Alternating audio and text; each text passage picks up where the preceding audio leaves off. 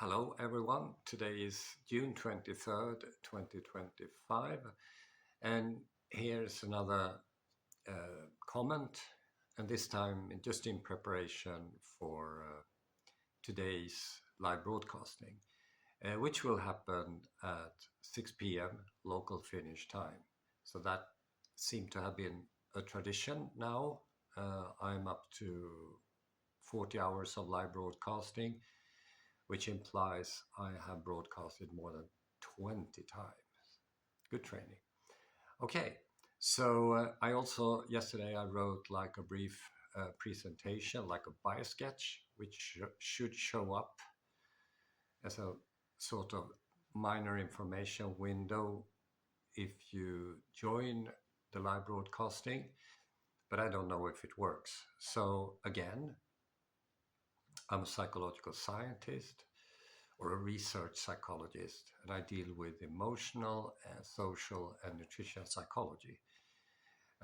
Emotional psychology is, all the stuff that has to do with non-conscious decision making and stuff like that, which was very important when we lived on the savannah.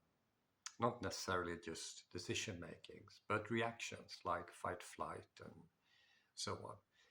Social psychology, I deal with parent-child relations, how parent relations influence children's executive functions. And executive functions is a plethora of 15, more than 15 subsets, which sort of defines us.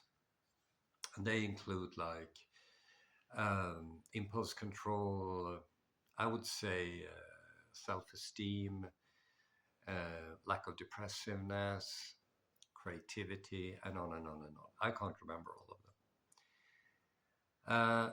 And I usually talk about complex childhood trauma, and that's because these executive functions unpack, adjust, or develop significantly during the first 4 to 5 years of living.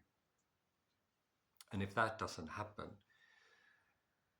these kids will have a hard time in school and later to become a good taxpayer. Paying tax is not funny, but it's a marker for being part of the society, basically. Most people pay tax. And so it's a good marker. And nutrition psychology is how we think about food and how food influences how we think. And it turns out that food seems to be one of the most important things for us to sustain. First, as a kid, adjust and develop physical and mental health. And as an adult, sustain physical and mental health. And you need to consume 30 micronutrients, choline, tryptophan maybe, and omega-3 fatty acids, animal omega-3 fatty acids. So all of that make possible the executive functions. And one other thing I've been doing for a very long time, prospective thinking, which is our species' ability to elaborate intentions and scenarios forward in time. So intentions are goal setting, goal thinking, and think about scenarios as related to cognitive flexibility, idea generation, and creativity.